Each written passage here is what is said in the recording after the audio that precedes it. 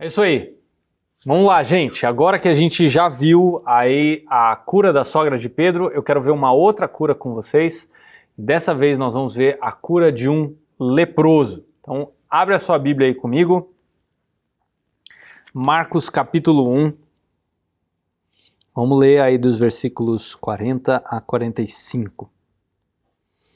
Um leproso aproximou-se dele Jesus, e suplicou-lhe de joelhos: Se quiseres, podes purificar-me.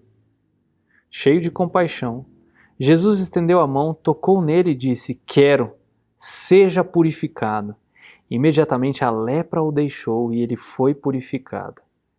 Em seguida, Jesus o despediu com uma severa advertência: Olhe, não conte isso a ninguém, mas vá mostrar-se ao sacerdote e ofereça pela sua purificação os sacrifícios que Moisés ordenou, para que sirva de testemunho.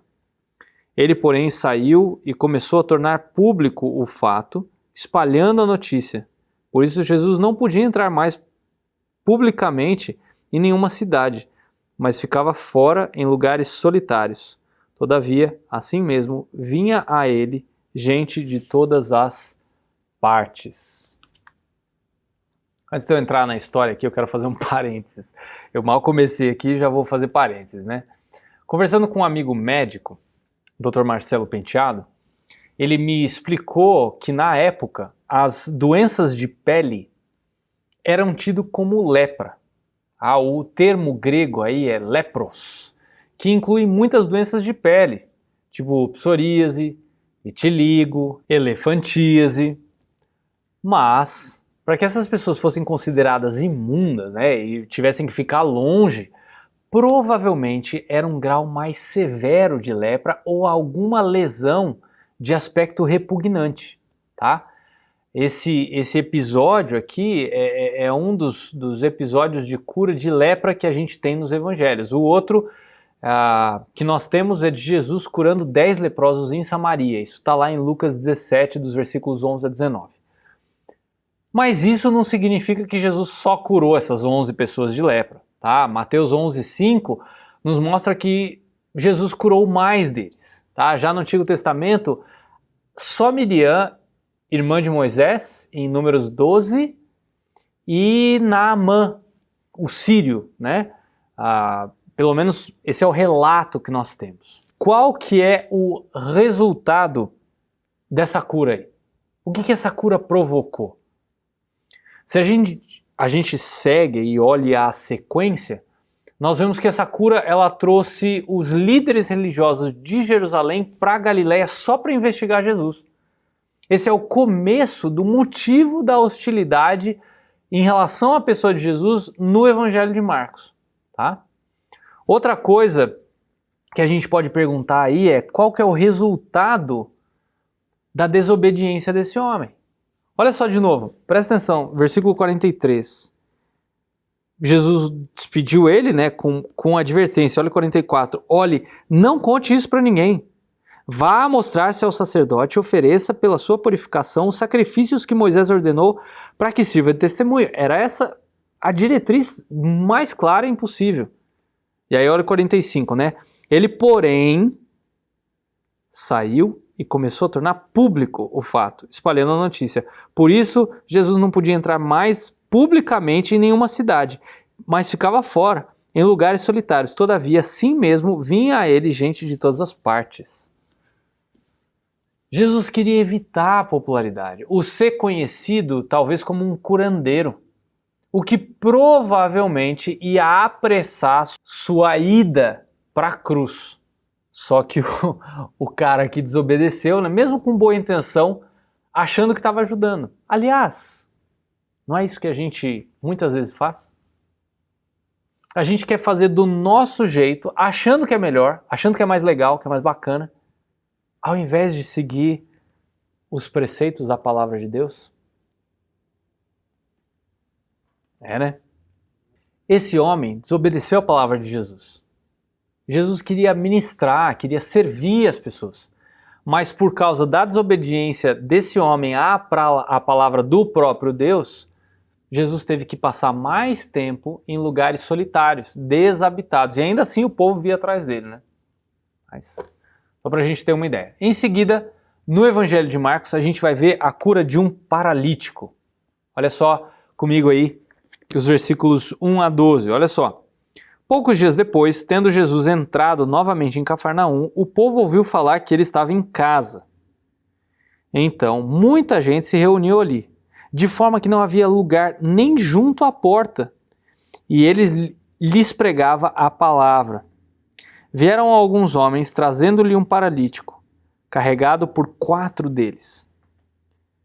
Não podendo levá-lo até Jesus, por causa da multidão, removeram parte da cobertura do lugar onde Jesus estava, e pela abertura no teto, baixaram a maca em que estava deitado o paralítico. Vendo a fé que eles tinham, note bem aqui, tá? Jesus disse ao paralítico: Filho, os seus pecados estão perdoados. Estavam sentados ali alguns mestres da lei, raciocinando em seu íntimo: por que esse homem fala assim? Está blasfemando. Quem pode perdoar pecados a não ser somente Deus? Jesus percebeu logo em seu espírito que era isso que eles estavam pensando e lhes disse: por que vocês estão remoendo essas coisas em seu coração? Que é mais fácil dizer ao paralítico: seus pecados estão perdoados? Ou levante-se, pegue a sua maca e ande? Mas para que vocês saibam que o Filho do Homem tem autoridade para perdoar pecados, disse para o paralítico: eu lhe digo, levante-se, pegue a sua maca e vá para casa. Ele se levantou, pegou a maca e saiu à vista de todos, que atônitos glorificaram a Deus, dizendo: nunca vimos nada igual. Essa história é muito legal. E a gente tem que fazer algumas perguntas aí para o texto. Qual era a preocupação de Jesus em relação a esse homem? Perdoar os pecados desse homem. Olha o versículo 5.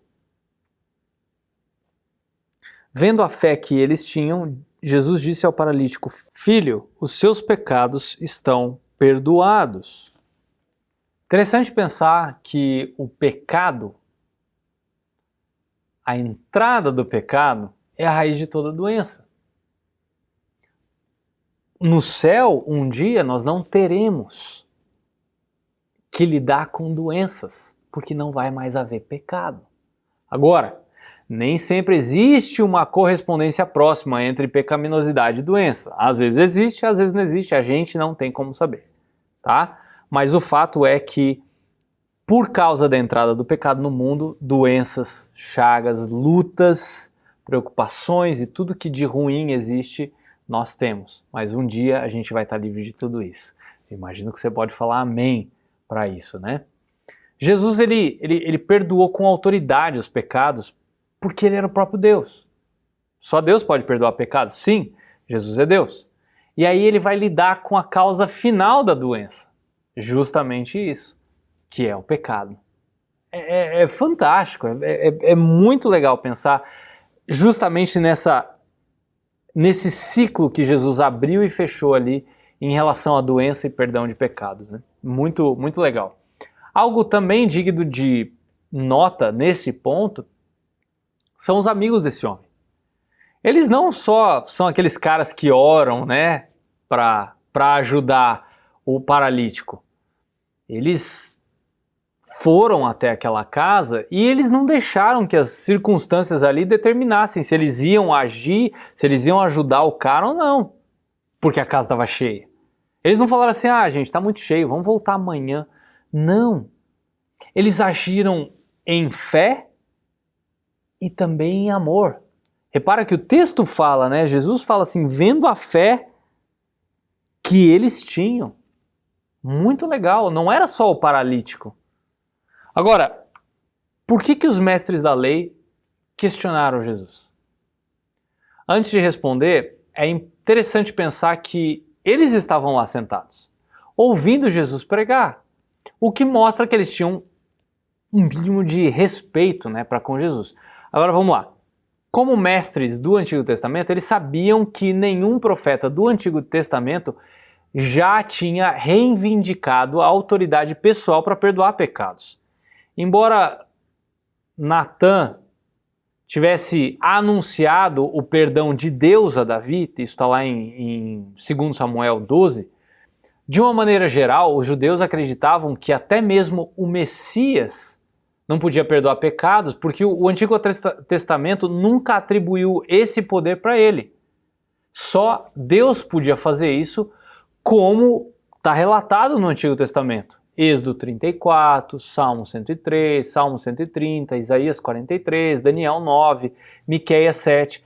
Por isso, eles consideraram Jesus como blasfemo e mais tarde condenaram à morte por blasfêmia. É isso que vai ser feito aí se você olhar em Marcos capítulo 14.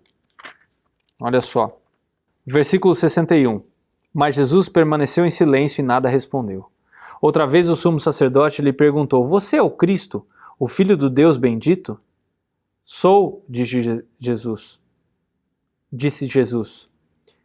E vereis o Filho do Homem assentado à direita do Poderoso, vindo com as nuvens do céu. O sumo sacerdote, rasgando as próprias vestes, perguntou: Por que precisamos de mais testemunhas? Vocês ouviram a blasfêmia. O que acham? Todos o julgaram digno de morte. Uma das coisas pelas quais Jesus foi condenado aqui. Eu entendo que o principal objetivo desse e de todos os outros milagres era ensinar, era revelar. O nosso Senhor, ele usava esses milagres para demonstrar a sua divindade. Tanto que, se você voltar aí no capítulo 2, você vai ver no versículo 7, né? Por que esse homem fala assim? Está blasfemando. Quem pode perdoar pecados a não ser somente a Deus? Então, a ideia de Jesus era justamente provocar isso aqui, para que as pessoas associassem ele como o próprio Deus. Também, outra coisa interessante que Jesus, creio que tinha em mente com esses sinais, era apoiar o fato de que ele era o Messias prometido. Abre comigo aí Mateus capítulo 9.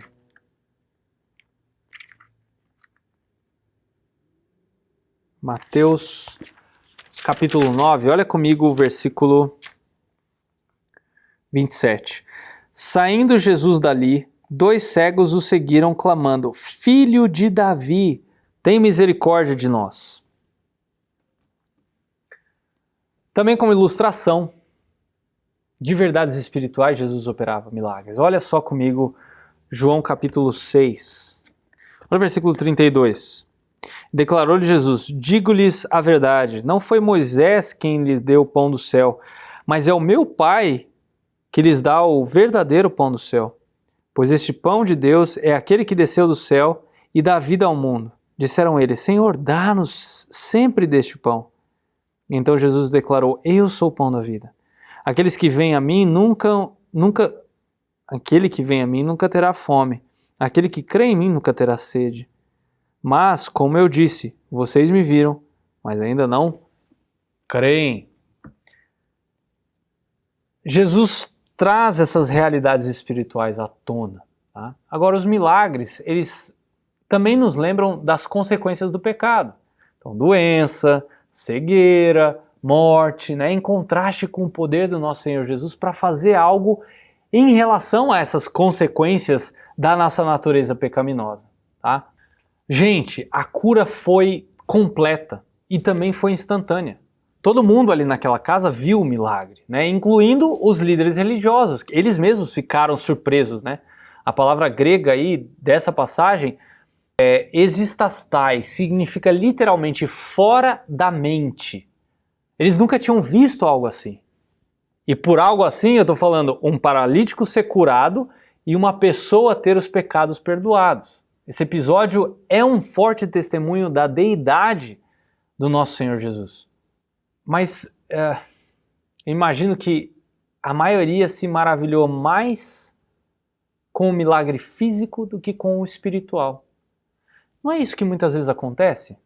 A gente não valoriza mais, a gente não chama de milagre coisas físicas. E quando um pecador se arrepende e é salvo por Deus, a gente não chama isso de milagre?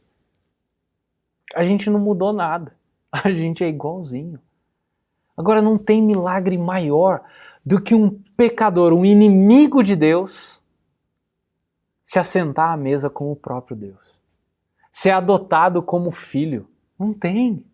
Esse é o maior milagre que existe. Tá? Então, depois de mostrar aí a sua autoridade para perdoar pecados, na próxima aula nós vamos ver aí Marcos introduzindo uma história sobre chamar pecadores.